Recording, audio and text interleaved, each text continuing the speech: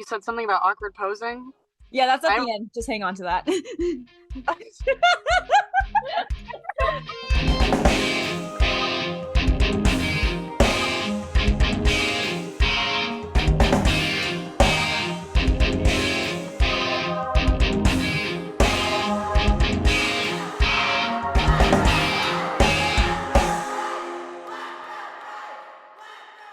Welcome back, BVB Army. Welcome back to our channel, BVB Army Hearts to Hearts. I am Ruth. And I'm Nicole. BVB Army, we are finally back with BVB Fan Stories. We do apologize for the wait. We apologize. There's been a lot of things we've had to do. We feel bad for all the fans who have been waiting, but thank you guys so much. But we are finally back with the fan stories. And with us today, we have this amazing fan with us, Madison. Oh, again, Madison, I know I said this off the camera and stuff. Thank you for your patience. Honestly, thank you. Just thank you. That's all I can say. I feel bad for making all the fans wait, and I still feel bad for making all the other fans wait, but just thank you for your patience. So, and thank you for working with our new schedule too. We greatly appreciate that. I know I felt bad because I work so much, and Ruth sent a couple things, and I was like, I work all those days. Hey, but we got it. We're here. We figured out something. We are all here, so that's good. That's what matters. Mm-hmm. So I guess let us just dive into the questions. Who wants to go first, Nicole? You or me?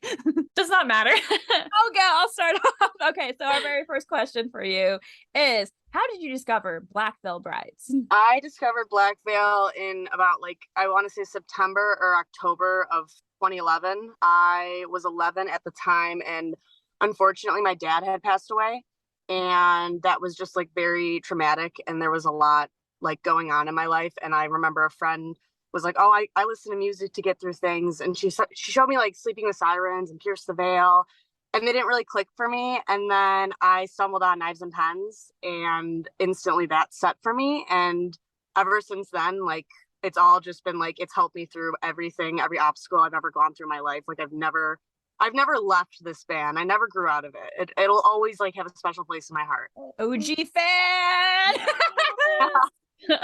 I mean, I'm really sorry to hear about your father, but I do want to say I love the fact that you entered during the Set the World on Fire era.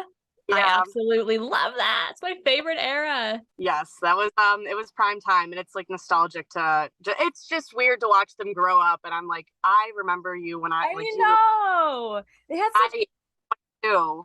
And baby, I feel these men have not aged. I'm just saying, but a little bit, but not that much. So it's just you were here at this point. Now you're here. Right. Where did time go? Not you guys are still the same. They're all secretly vampires. It's okay. They must have a really, really fancy skincare routine. Unless it's just water, then okay. Probably is water. Water's so good for your skin. True. Since you entered, you're pretty much an OG fan, entered right during Set the World on Fire. What is your all-time favorite Black Veil Bride song? I think it's a three-way tie between, I love all of them, but Rebel Love Song from Set the World on Fire, from Wretched and Divine, and Sweet Blasphemy from We Stitch These Wounds. Oh. Yes. I'm so happy. I love when fans say Sweet Blasphemy. So forgotten about, and it makes me so upset. No, not for the OG fans. Were you lucky enough to get one of the Outcast and stuff hoodies and stuff from the recent? No, I did not. I out on that drop. I did get the Wretched and Divine 10-year sweatshirt, and then I got everything from the Rebel Love Song collection. My friend. Wow. Stuff and bought me a shirt and sweatpants, and he's like, here you go. I was like, oh, I already have the sweatshirt. I just saw, and it could be, I don't know how many there are left as of right now when this video is uploaded, but you're familiar with Never Take It Off, right? Yes. So yes. I just saw they just released, and Nicole, I just sent this to you, that they have a bracelet of Sweet Blasphemy with lyrics on it. I saw that right before I got on the call, and I was like, "Oh, wow!" I got dog tag on.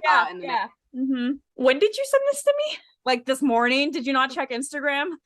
Oh, you sent it on Instagram? Yes, Nicole. You gotta check Instagram more often, the stories. Wait, did you send it as a story or through message? I send the post to you as a message on Instagram. You guys, this is revolutionary right now. I need this. Oh my God. Yeah, see, I do love Never Take It Off, but unfortunately, but I need that. I need that in my life. So might have to do a little shopping afterwards. This might be a tough one, but I'm curious to know, out of all of the albums they have created for us, which one is your favorite album? It's Set the World on Fire or Wretched and Divine deluxe version, because I like Revelation. You said deluxe version. Yeah. Okay. Oh, yeah. We see you. I love how it's like both of our favorite albums, though. Yeah. It's like Nicole is Set the World era. I am Wretched and Divine era. So we're okay with this answer. Oh yes, two beautiful choices right there. Then you have to add deluxe version, because that has extra songs that are very good and no one talks about them. Thank you. Thank you. Oh my God. Yes. When I heard those 3 bonus songs, I'm just like, wow. Okay. Well, I gotta know now. What is your guys' favorite bonus song off that track? Or deluxe? You get. Oh, I think I'm still gonna go with the Revelation. That was like always my favorite for some reason, and I would just put it on repeat. And now I listen to it at the gym to like fuel my session. So I'm gonna go with the Revelation still. All right. What about you, Ruth? Honestly, I would say Let You Down. Yes, that's mine. I have lyrics from Let You Down on my own. Of course you do. It's because that song is so meaningful to me, especially during like a time in my life. So, but Revelation is just as good too, honestly. Yeah, don't they have like a lyric video for Revelation, or is that a different song? Well, no, I think it's Revelation. They have I think they did have a lyric video. I think Revelation does. I can't remember. I think I think Revelation does. YouTube channel. I can't recall. So I kind of almost remember like it had really cool background, I remember like motion stuff. Someone went into like a vinyl store and got the Wretched and Divine vinyl and stuff, and then they started the lyrics there. Unless I'm making this stuff up, I apologize to Yes. So true. Okay. I was like, I'm sure there isn't. I'm sure it exists there. So sometimes they're bonus songs. I'm like, oh, like this is just like an added little spice for me. Right. BVB, I'm just saying you need to play your bonus songs in concerts because they're underdogs and they need to be played. I want to hear Sons of Night, but no one likes that song. And I'm like, I don't know why. I love Sons of Night. It is so good. That, Smoke and Mirrors, all the bonus songs from Wretched and Divine. I'm trying to think what other bonus songs are there. I actually think that might be all for the bonus tracks. Yeah. I mean, unless you count Unbroken, I guess that's a bonus. Well, yeah, I would count it. Yeah, I would count it. The Unbroken was for the Marvel soundtrack, but like which they never played in the movie. Okay, yeah, I know. Yeah, just like, I don't know if you guys knew this, but for Set the World on Fire, that was supposed to be for Scream 4, and they never used it either. It's supposed to be for like the ending, like when the song or when the movie ended, and they never played it. Okay, so this might be a tough one too, but it's my signature question. So I would like to know, do you prefer, prefer is kind of a bad word. I don't know. Which one just appeals to you more? Which one speaks to you more? Would you say the original We Stitch These Wounds or the remastered version Restitch These Wounds? Oh, I don't like that question. That's actually... It's intimidating. I know the feeling. I honestly want to go with the Re-Stitch These Wounds just because it like automatically took me back to like that time of my life. And it was like beautifully made. Like it wasn't ruined. Everything about it, front to back, amazing. And I also loved the Mortician's Daughter like remake of it. Yeah. I sad a little bit because I kind of wanted to hear like his vocals now singing it, but I also liked the reason why he didn't and like why they gave it to Jinx, and I love Jinx's violin skills. Like that album is just so beautiful front to back. That I think that one tops the cake. Agreed. I mean, in bonus we had Lonnie come in with the bass and Cece with the drums with the remastered of it, so I'm just like, yeah. I think that's what makes it like that much more special. Definitely nostalgia. I cried too listening to the remake of Sweet Blasphemy. I'm like, nostalgia, deja vu, flashback to high school years. What has been your favorite memory with Blackfoot Brides? This could be during concerts, VIP, or something online too. So honestly, I'm not I'm not allowed. I was never allowed to listen to Black Veil. I have like lock boxes under my bed with all my stuff, and I have my merchandise at other people's houses. Like, that's why I'm in my car right now. But when I was 16, I snuck out and I saw Andy for a solo, and I got to meet him, and I told him like, hey, like, I snuck out, and he's like, don't do that again. Then in 2018, I snuck out of high school, and I got the meet and greet, and I met them, and I was like, hey, I snuck out again. And he said, what did I tell you? And then October of 2021 is when I first actually got to see them live. And I think that was probably my most monumental moment, because it was just like surreal. Like, I went to the like meet and greets online, and I went to the VIP experience during COVID, but like to sit, like actually be there and like listen to them perform, that was monumental to me. And I think I'll cherish that forever. And the fact that I got to go to one stop at each leg of the Trinity of Terror tour, it was a lot of sneaking out, but I wouldn't change it for the world. I got VIP for all of them, and it was just very nice. And I just can't wait to like keep doing this, because like I'm making up for all the years that I missed. There you go. Me. Andy told you not to sneak out, and you told him again, and he got after you like, don't do it again. Yeah, no. He remembered me like on the very last Trinity of Terror, because that's the one where I got the actual meet and greet one. The other ones I got like just like the early access. Right. He's like, I remember you because you made the jerseys. And so I gave him my second jersey I made. And he's like, I remember you. I was like, yeah, it's me. It's me. That's so cute though. So this next question that we have, we understand that it can be a deep question, so we just please feel free to take your time. But how has Black Veil Brides impacted your life? It's impacted like my entire life. I mean, as I mentioned, like I kind of live in like a closed off life. Like, I have to hide things. I have to go to like ridiculous extents to like go and see them or buy merchandise or whatever. And I've been doing it since I was 11, and I'm 22, about to be 23 now, but I don't have this dedication for anyone else. So like, it has just gotten me through the toughest parts of my life. It's been something that brings me joy or comfort when I'm sad. I love a lot of other music, and I've gotten into more music and kind of grown out of other artists that I used to listen to, but there's never been a moment in my life where I like stopped with them for just a second. Like, I've never stopped with them, and I don't think I ever will. I mean, they've taught me a lot about myself, and like taught me like how to live my life, deal with mental illness or problems outside of my own control. Like, I've never found an artist that I truly connected with more than them. And I think I just owe them everything, like in my life. I owe them everything for like making me who I am today. So I'm going to say that part where you said that, they taught you, to be yourself and to, just to pretty much embrace who you are. Like, that's why it bothers me when, there are parents out there that they're very strict, and they don't allow their kids to go out and find themselves. Because I think of the whole part of growing up and being a teenager is experiencing things for yourself.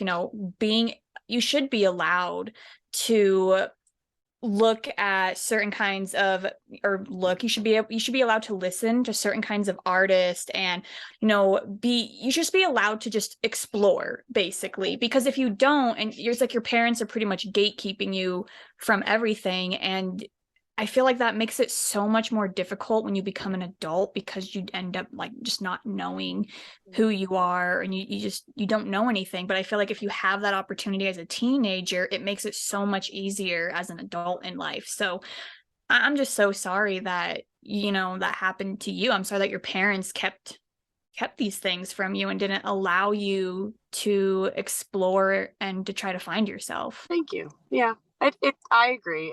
I am still in a weird limbo where like I didn't get to experience things, or I didn't get to like fully express myself. So now I'm kind of in like this I have no idea who I am limbo, but I also know that like it comes with time, and like I don't need to figure out who I am today. I Yeah, don't really. Exactly.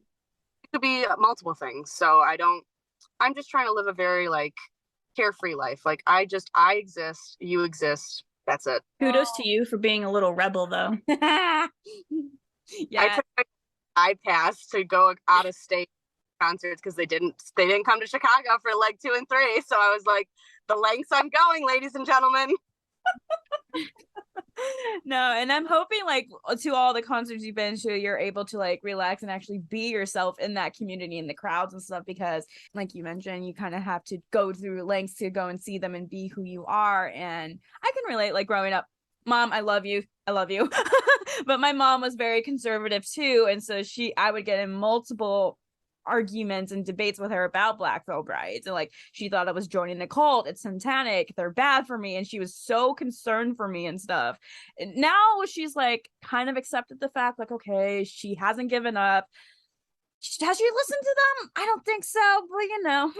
But at least you like reached that like point like where it's kind of like a mutual I don't think I ever will, but like that's okay. Like that's fine. We can just have different opinions. That's fine.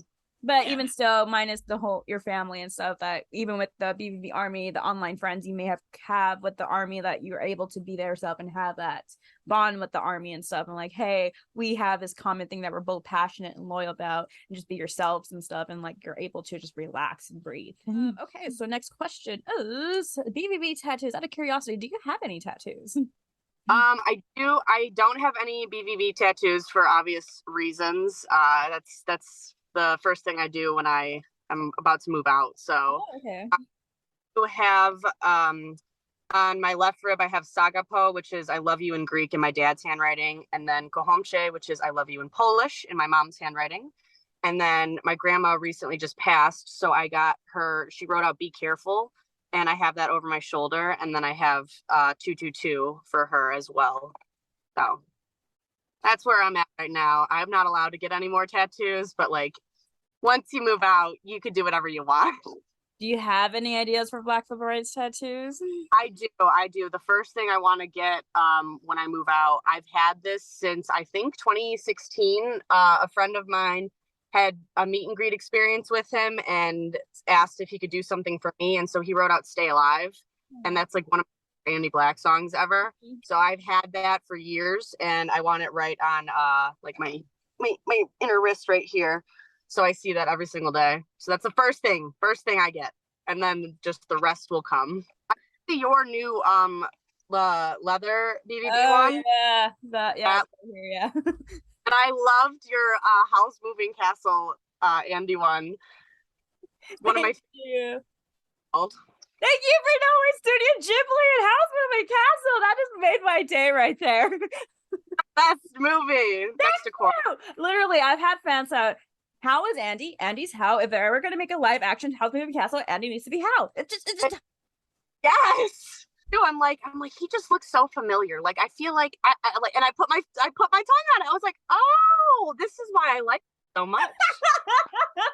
No, and a fun story about my house, the Blackbird House Castle, was Nicole was the one who actually gave me the idea, because I was just really with her and talking like how I really wanted to get this Blackbird tattoo and stuff, and how I kind of wanted to incorporate Studio Ghibli with it. And she's like, why don't you just get Hal's face when he is that Blackbird figure, just change the features a little to make it look like Andy? And I'm like, genius.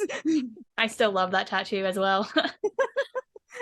I mean, Nicole, speaking of BVB tattoos, Nicole's a walking advertising for Black Veil Brides with all of her tattoos. So I've seen that, and I've seen Ruth. I've seen your room on YouTube. I've seen I'm like, you're living the life that I want to live right now. You will get there. Trust me. It Yes. took me some time to get this collection and stuff because, growing up in high school, mom and stuff, but like, you will get there. Trust me, you will. And it's a good place to be. Yeah.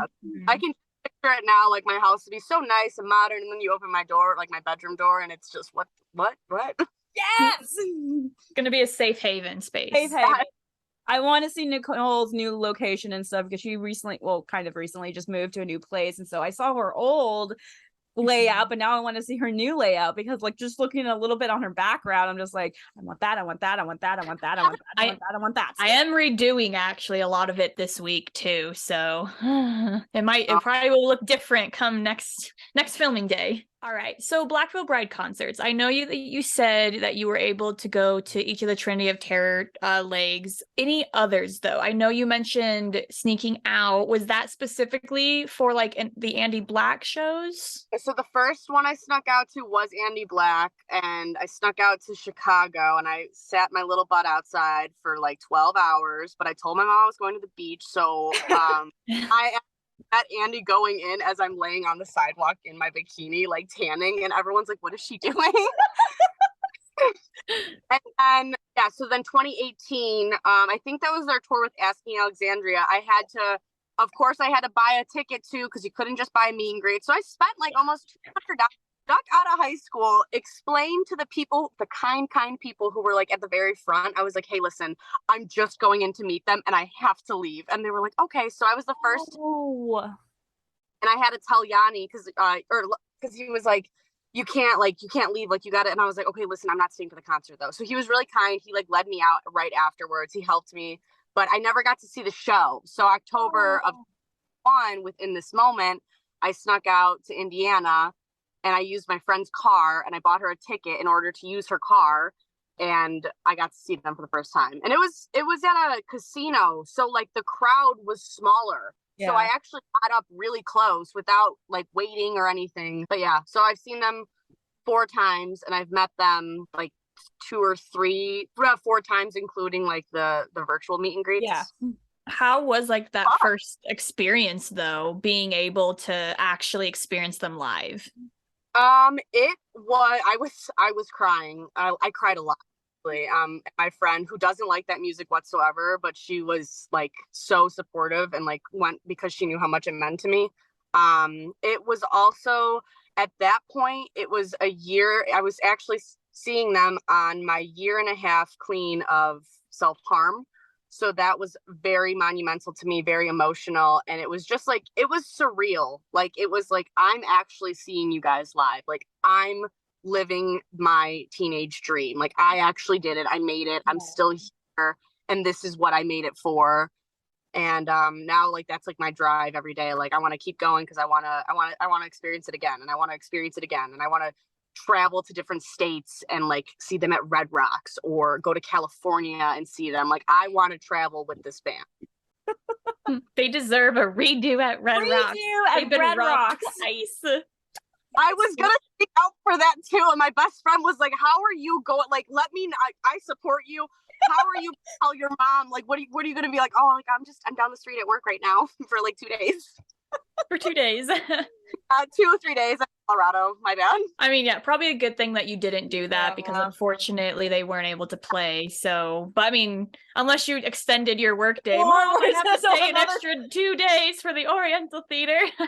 The lengths you went to just to meet them for the oh my god, I'm blanking on the tour name when Asking Alexandria. Oh my god. It had like a skull.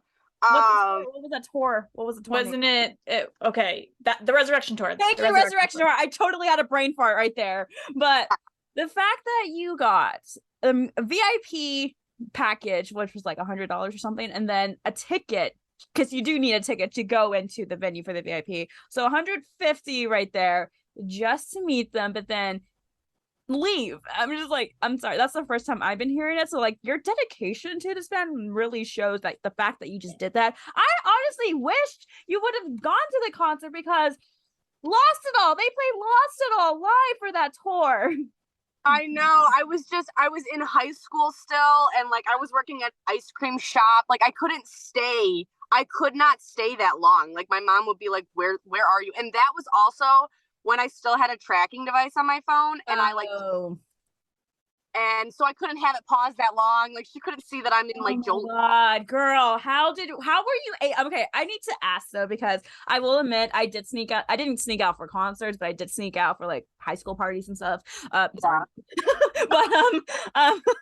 but like the fact that I'm surprised on luck was on your side, dear girl, with sneaking out and going to like the Andy Black, the VIP meet and greet for the I'm just like amazed that luck was on your side with this, because if I tried to do that and didn't get away with it, I would have been scolded hard by my mom. I know the chancla would be involved. That's a sandal. She's Mexican, Hispanic, so yeah. Yeah, no, that the lengths I like knock on, I'm not even gonna say it out loud. I'm not gonna say like knock on wood though. I'm okay right now, but I want to like give you like a gold medal, something for doing this dedication and like loyalty to this Black Veil Brides, because I'm like, girl, wow. Like I had this secret calculator app that was like you had to put the passcode in to like have like, and all my Andy stuff, all my Black Veil Bride stuff, everything was in that folder. You had a plan. You had it down. Yes, I like make up, like I would like make up my story. Like Andy Black one, I told my mom it's my best friend's birthday and we're going to the beach and we're going shopping and we're going eating and stuff. A week prior, I went and did all those things and I took pictures all over. And I told my mom that my tracking device wasn't working because it's the city, so it's like, you know, buildings. So I would send her updates. You have literally thought everything out. Wow. I like need to like, I have a script. I got it. I'll figure it out. So. And the fact that you got away with it, I love it. I love it. Right there, like she literally, like I feel like it's like, what's that meme again? It's from Sunny on Philadelphia, the meme with all the guy with just like the rope and like conspiracy, like oh my, still luck, girl, luck. Oh my god, seriously, luck. I don't think wow. I'm honestly super impressed. I'm like super impressed, honestly. You're gonna have to send us the VIP photo that you got with BVB. Oh yeah. Oh god, I will, because I came from school and so I look like this little schoolgirl in my cute little dress and cardigan. Yes. So yeah. I have that photo still. I will definitely send that after this. Again, I'm just impressed. Like, holy cow. Wow. It's amazing, the dedication. Really? I love it. Yeah, but like I could be doing something so much worse. Like we should be happy. True. Yeah. I go to music festivals all the time and I'm like, you let me go to these things, but you don't let me. Okay, fine, I guess. Parents are weird when it comes to it. It really is. I don't know why. Every parent is like that. I don't know about you, Nicole. Yeah, I've experienced some with my mom with that kind of stuff. So yeah, it's just weird. I'm like, well, this is backwards, but I'm not going to say anything because then you're going to be like, oh, this is backwards. I'm going to ban both. And I'll be like, well, crap. I screwed myself. Next question we have is, out of all of the guys' war paint that they used to wear in the back of the years, which one has been your favorite war paint? Are you talking like individual person or era? Individual person. Oh, I think sorry. Either DC and Andy from Set the World on Fire era, or I really liked the Veil era, like for all of them. It was like very light, but it was kind of bringing back Wretched and Divine, which albums go hand in hand. So I liked that like wraparound, like it was like going back to the Wretched and Divine era. So yeah, it's either Set the World on Fire or Veil. I really enjoyed Veil. Like I enjoyed Veil. No, Veil is good. It's definitely like a mixed emotions when it comes to that album for sure. I think for a lot of fans, just because of the backstory and everything. But with Veil, maybe you guys can correct me. Did Andy wore some more paint? Did he have that white line still, or was that just Wretched and Divine? Which reminded me, like that's why like I liked that because it brought me back to like Wretched and Divine. Okay. That's what I thought. Okay. It was light war paint, but it was really it was nice to have it back, you know. Dude, not in like jackets that they wore for Wake Up music video. I'm like, yes. I know one fan has Jinxes. I know CC auctioned his off for like an animal rescue one. I don't know if the guy Jake or Andy still have there, so I don't know. But those jackets are so beautiful. The fans that have Jinxes and CCs are super lucky. I wanted CC so bad, but then when I saw the bidding, I'm like, nope. Yeah, I would cry. I'd be like, I wish they would release jackets as merch or jersey or yes. That's why I keep making jerseys, because I'm like, I'll just keep giving you guys ideas. Like, you could just steal the credit. I don't care. Did you, by any chance, watch the episode we did with Andy? Yeah, said that there was a hockey jersey and a baseball jersey, and I did not know about either of those. And I really want a hockey jersey. We didn't know about the hockey jersey. Like, we had no idea about the one. I went in the rabbit hole, and I cannot find a single image of it. And I was like, where was this? Why didn't I know about this? I would have bought it. Canada a lot, but I'm like, Canada, Canadian fans, hello. Someone in Canada went to those shows. You saw that her hockey jersey. There has to be proof of this, okay? Because the baseball tee, that, and during Warped Tour, that wouldn't exist because we have photo evidence. Where is that hockey jersey? Because ever since that Andy have said that, I too went through the rabbit hole, was trying to find it. No luck. Yeah. I'm just surprised that they didn't sell a single one. I feel like they sell like maybe a couple, but I thought Andy said they didn't sell it all. Yeah, he said that because like with like it costs a lot, but like I feel like especially now in today's age, like I listen, I'm a huge like bass head, like I like a lot of EDM, and so with those artists come a lot of jerseys. I have like 10 of the same artists of different jerseys because I enjoy them. Like I spend a pretty penny on those. It's a collection. It's cool. Yeah. So like definitely do it today. Like we could start doing that again. And like I know you said this in the episode, but like you just need to bring it back. Trust me, if you bring it back, we'll buy. Yeah. Jerseys are comfortable to wear too. Super comfortable. Yes.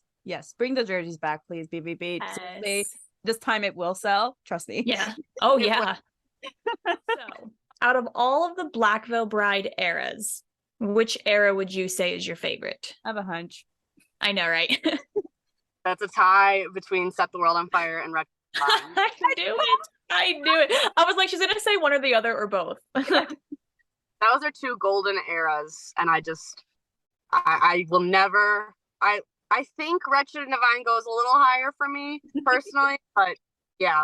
And I like loved that they released like the behind the scenes of making Wretched and Divine. Same with one too. Like I liked that. And then it got removed off YouTube, and now I can't watch it, and I'm a little upset about that still. Behind the scenes? Yeah, like the making of it, I can only find like very small snippets of it now. But at one point, someone entire thing. Yeah. I know, because I know like Joe, Andy's cousin, made that whole behind the scenes thing, and then that's on like the Black Box edition and the other edition for the Wretched and Divine album. And before I guess, Black Veil Bride's Patreon is like completely gone now. I know, everyone is like, it's gone, like it's no more. You can't even go back to the archives, like it's completely all gone. But like before it was gone, like they would post like behind the scenes of Wretched and Divine. I'm like, awesome, this was not in behind the scenes with Joe Flanders, and then the Patreon's gone. I'm like, yeah, I don't know why they did that. Like that was like very nice to watch. It was just like more history of the band and everything, and now it's gone, and I'm like, there were things I learned about that I didn't know about, and I'm like, I felt like I knew a lot of things, but How has been your experience with the Black Veil Brides Army so far? Honestly, it's a very positive experience. I made a lot of friends, and I still talk to those friends today, even if a lot of them actually grew out of it. Like they're not interested in Black Veil anymore, but like we still hold a friendship. I ran like a fan page when I was in high school, which like kind of like made me like make connections with other people. But I honestly, it wasn't that I fell out of BVB, but I will say I feel like some can agree, or maybe they can't. I don't know. But if you've been around long enough, there was like a certain point, like a certain time frame where I felt like every time I would log on to Instagram, it was just like, it was toxic. Like there was like a lot of like hatred towards people, or like hatred between the fans. And I was like, I don't like this. I don't know if it's like a new wave of people coming in. I don't know. So I like took a break and I stopped posting on that account, but I got back into it, and being at the physical concerts, like they're just all the same as they were online. Like everyone's sweet and kind. At Trinity of Terror, I let the girl behind me go up for Motionless and Ice Nine as long as I could like switch with her for Black. I'm like a huge Motionless fan anyways, but it's like everyone works together. Everyone wants everyone to experience it the same way. So I just feel like it's very kind. It's a very kind group that I go into. And I know that I'm safe. I know that like someone will protect me or we'll pick each other up. I don't see that all the time. So I will say that with our Army, it is like a home. It's a family. And I do agree with you. Like, it is so much better now than it was a while back. Now, I can't say the same for Instagram because a long time ago I did not have an Instagram, but I kind of felt like that same on more Twitter and Facebook. It seemed like when the band kind of first started with the We Stitches Wounds and Set the World on Fire era, for some reason, fans, it's like they were trying to gatekeep Black Veil Brides to themselves, and they didn't like.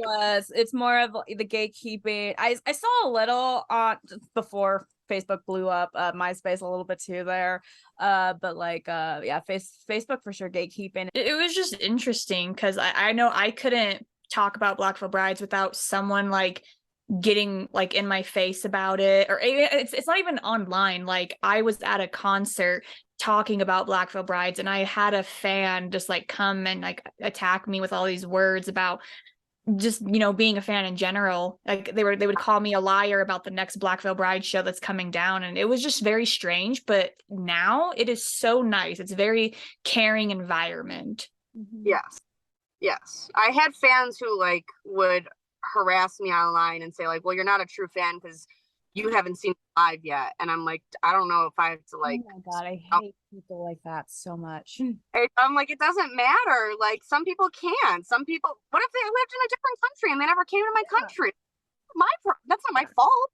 No. Yeah, and I think you have a strong point there to like, I know there are fans out there who can't afford to go to the concerts or let alone buy a ticket, or even where they're located at can't travel to the concerts nearby, out of the state, out of the country too is another factor. Or I know income for some fans is a bit struggling and challenging, that they can't afford all these amazing merch and stuff and everything. But that doesn't mean like you're not a true BVB fan because you haven't been to this amount of concerts, you don't have this merch.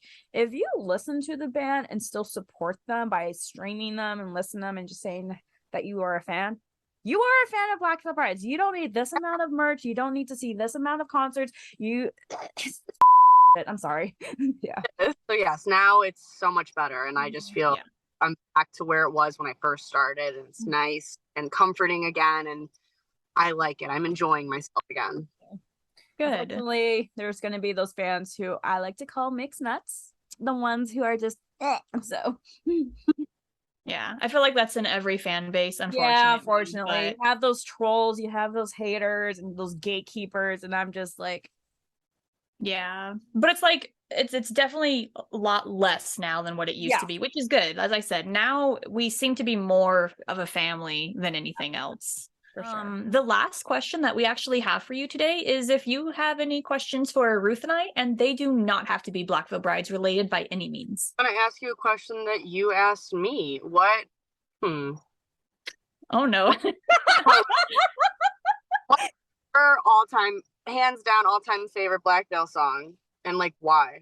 Or what did it do for you? Who wants to go first? You not see the lovely smile?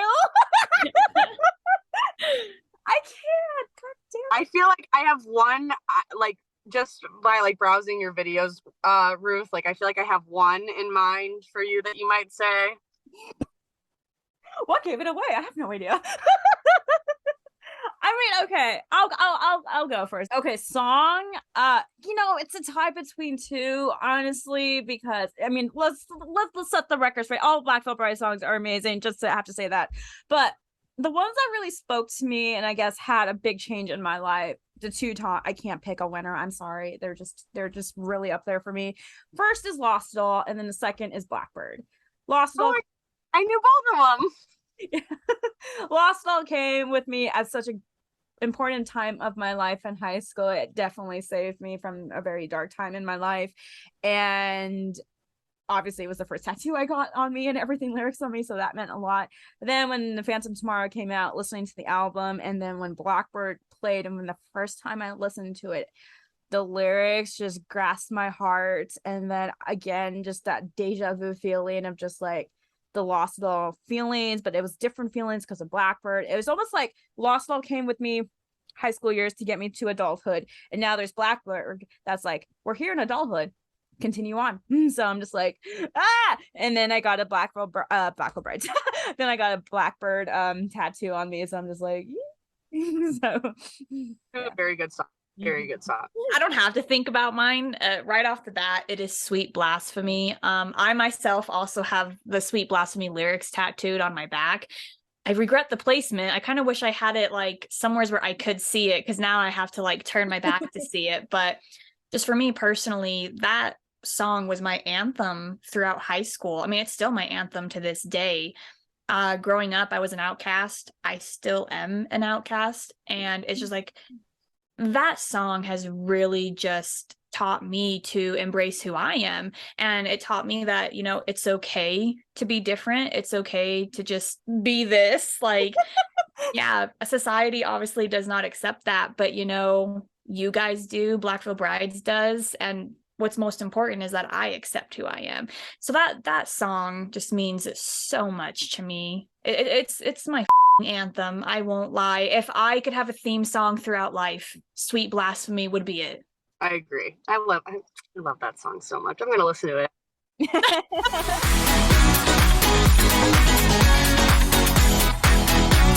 Shout out goes to the one and only Punky Portraits. I hope I'm getting the name right, because I'm going through my DMs right now, you know, our little DMs that we have. Kimmy, I'm hopefully that is your first name, middle name, last name, I'm not sure. But Punky Portraits on Twitter, you guys might have seen their stuff. They do so much crazy like art stuff, you guys. It's insane. I think they do a lot of, I'm just gonna have to show a photo here. I think it's all made out of like some crazy like, is it like the bedazzle, like, yeah, it's like number type thing, like those little circular like beads that, you know, we all would play with when we were younger. Like, they do crazy stuff like that. And I mean, I think just seeing the work, especially what they do for Black Veil Brides, like that Phantom Tomorrow portrait, I think they also did Andy Black's Shadow Side as well. You are just so cool. The things that you do for Black Veil Brides, you're so dedicated and loyal to the band, which I think is absolutely incredible. You're also just super loyal to fans on Twitter. You're super kind. You treat everyone with respect. It's absolutely amazing. And Ruth and I also just appreciate your support for us and our channel. That it means so much to us that you support us. And also, I do want to give you another shout out for also ordering a Black Veil Brides choker. I want to apologize what happened to your original necklace. I hate mail, but you know what? I'm glad that we made it work. And I'm glad that you like what I made for you. Everyone, please go give Punky Portraits a follow. They are super cool and they're super friendly. You will not regret following them. By the way, Punky Portraits, you kill that choker Nicole made for you. So it looks I need to order. Yes. Yes, I will totally make you one. Okay, well, BVB Army, we are at the end of our episode. Just thank you again, Madison, for coming on. And again, thank you for your patience. Honestly, just thank you. I cannot say that enough. Thank you for your patience. So thank you so much. If you would like, where can fans follow you on the social media platforms? You can follow me on, I can't even remember my own Twitter name right now. I think my Twitter name is Rhythm Ray, R-A-E, but you can also follow me on TikTok, Rhythm S-L-U-T. So you can find me mainly there. That's where I post a lot anyway. I love it. I mean, all of her links, social media links will be down in the description below. Please go give her a follow. Thank you guys very much. Of course. Thank you for coming on and just sharing. It was great to meet you and talk to you, honestly. So it's always a treat when we can get fans on, especially like fans that we have never interacted with before. That's always special to us. It's awesome. Yeah. We love it. So I just want to say just thank you again for just all your support for Black Veil Brides, everything you have done to be a supportive fan for Black Veil Brides, and just for the Army too. Like, it's awesome. Just thank you so much for everything. So All right, BVB Army, that wraps up today's episode. Thank you so much for tuning in. Nicole and I are finally getting back to fan stories. Trust me, we are getting back to it. This is proof that we're going back to it. We're getting there slowly but surely. Slowly but surely. Okay. But just thank you guys so much. All of our let me repeat that again. All of our social media links are down in the description below. Go give us a follow, and obviously give Madison a follow too. You can find our podcast on all streaming platforms. Just type in Black BVB Army Hearts to Hearts, and our podcast should show up. We also have a TikTok. Go follow us on TikTok for little snippets, and Twitter for any updates that we may have. Trust me, BVB Army, we have entered May here. May is going to go by fast. BVB month is coming, and Nicole and I are working on it. So it's coming faster than you think. And also, for anyone that's watching on YouTube, hit that subscribe button below. You know you want to. Yes. And with that, we will see you guys next week. Goodbye.